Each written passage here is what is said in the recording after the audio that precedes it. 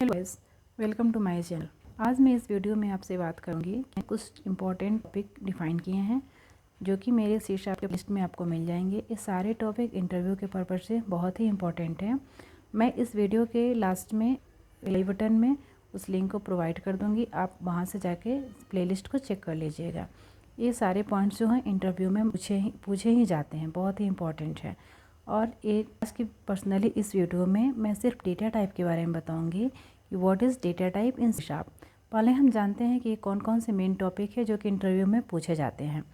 Programme structure, basic syntax, data types, type conversion, variable, constant and literals, operators, decision making, loops, encapsulation, methods, arrays, string, structure, enum, classes, inheritance, polymorphism, operator overloading, interfaces, namespace, regular expression और exception handling. अब हम बात करते हैं कि what is data type in C sharp. क्योंकि ये video हमारा पर्सनली सिर्फ डेटा टाइप्स के बारे में ही है, बाकी सारे टॉपिक फिर कुछ टॉपिक पे मैंने वीडियो ऑलरेडी बना चुकी हूँ जो कि मेरे प्लेलिस्ट में आपको मिल जाएगा, और कुछ टॉपिक बाकी है जो कि मैं आगे के वीडियो में उसको कवर करूँगी। तो हम जानते हैं कि डेटा टाइप सी शार्प में क्या होते हैं। What is data type in C sharp? और data type specifies the type of data that a variable can store such as integer, float, characters. Data type हमारे वेरिएबल को nature को बताता है। जैसे कि हम कोई भी वैल्यू, जब हम किसी भी वेरिएबल में जब वैल्यू को सेव करते हैं तो वैल्यू का नेचर क्या है, यानी वो वेरिएबल किस टाइप के वैल्यू को होल्ड करके रखा है, इस नेचर को बताने का काम डेटा टाइप करता है। Variable in C sharp are categorised into following types: value type, reference type and pointer type. जो वेरिएबल जो होता है, यानी जो हमारा डेटा टाइप जब हम डिफाइन करते हैं तो वो हमारे 3 टाइप में कैटेगराइज होते हैं: value type, reference type and pointer type. जो वैल्यू, जब हम वेरिएबल डिफाइन करते हैं तो उसको पहले देखते हैं कि वो कौन से टाइप है, वो वैल्यू टाइप है, रेफरेंस टाइप है या पॉइंटर टाइप है। वैल्यू टाइप क्या होता है? Value type variable can be assigned value directly, they are derived from the class system dot value type. Example में short, int, char, float and double. Value type जो variable होता है वो variable में value direct assign होते हैं। Value type variable में हम वैल्यू को डायरेक्ट ही असाइन करते हैं। जैसे कि मान लीजिए हमने कोई इंटीजर डिफाइन किया, हमें कोई नंबर सेव करना है, उसके लिए हम उस वेरिएबल का नाम हम इंटीजर रखेंगे, उसका डेटा टाइप जो होगा वो इंटीजर होगा। तो इसमें हम डायरेक्टली ही वैल्यू को असाइन करते हैं। इसके एग्जांपल है short, integer, char, float and double. There are two types of value types in C# language: predefined data types and user defined data types। Two types के वैल्यू टाइप डेटा टाइप होते हैं: predefined data type and user defined data type। predefined data type के example हो गए integer, Boolean and float. And user defined data type का मतलब हो गया, जिसके एग्जांपल हो गया structure and enumeration. The memory size of data type में चेंज अकॉर्डिंग टू 32 और 64 bit operating system। Table for value type, its size is given according to 32 bit operating system।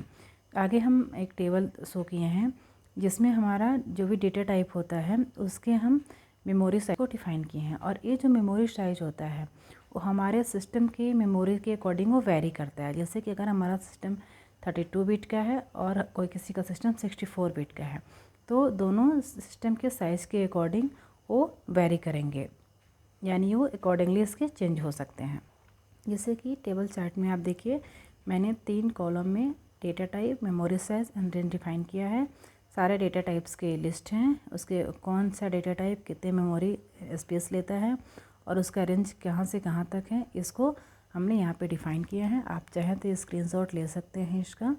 अच्छा, आगे मैं एक छोटा सा प्रोग्राम एग्जांपल में आपको बताऊंगी कि प्रोग्राम में हम डेटा टाइप के मतलब, अगर हम इस प्रोग्राम में जानने की कोशिश किए हैं कि जब भी हम कोई डेटा टाइप डिफ़ाइन करते हैं तो उसके वेरिएबल, उसका जो डेटा टाइप होता है उसको वो मेमोरी में कितना स्पेस ले रहा है, इस प्रोग्राम में हम ओ ए प्रिंट करा के शो किए हैं। जैसे कि using system namespace data type application, class program, static, void main, string ARGS। जैसे कि हम जानते हैं कि हम मेन फंक्शन को ऐसे ही C# में लिखते हैं। और console dot right line, size of int 0 और size of int console dot right line. इसमें हम ये प्रिंट कराए हैं कि इंटीजर जो होता है वो मेमोरी में कितना साइज़ लेता है। When the above program code is compiled and executed, it produce the following result.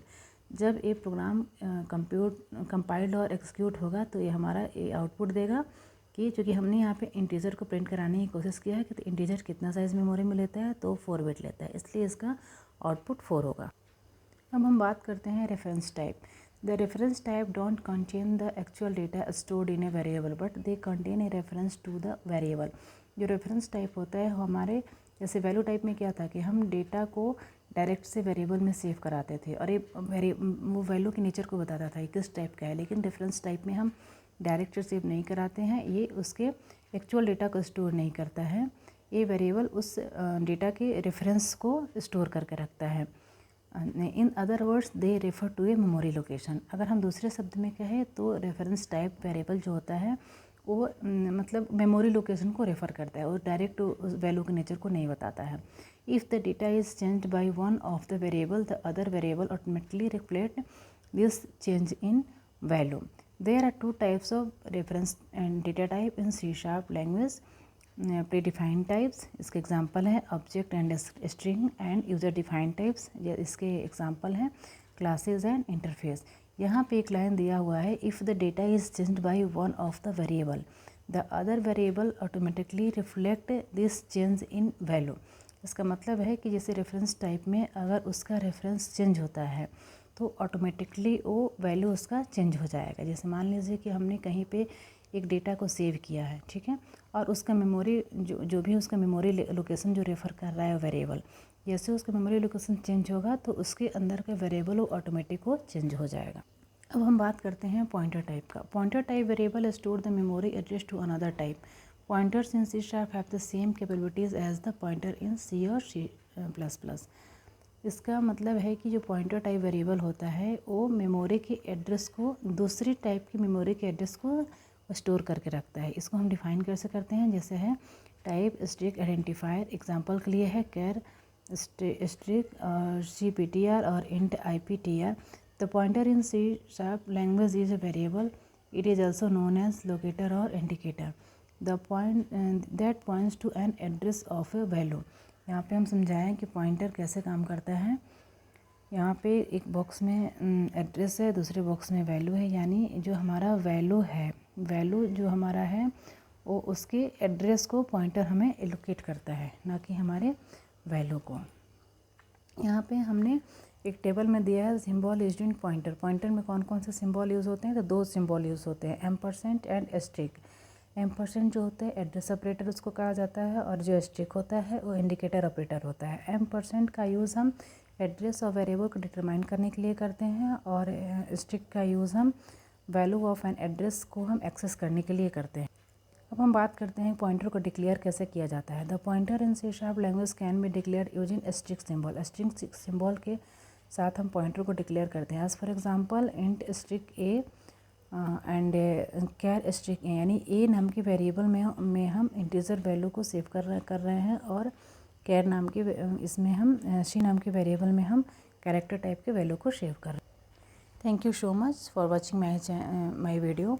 अगर मेरा आपको वीडियो पसंद आया हो तो please like share and subscribe ज़रूर करिए, और अगर आपको मेरी वीडियो में कहीं से कुछ कमी नज़र आया हो तो प्लीज़ आप उसको कमेंट में ज़रूर बताइए, और प्लीज़ मेरी वीडियो को लाइक ज़रूर करिए और मेरे चैनल को ग्रोथ करने में जो कि हेल्प होगा। Thank you so much.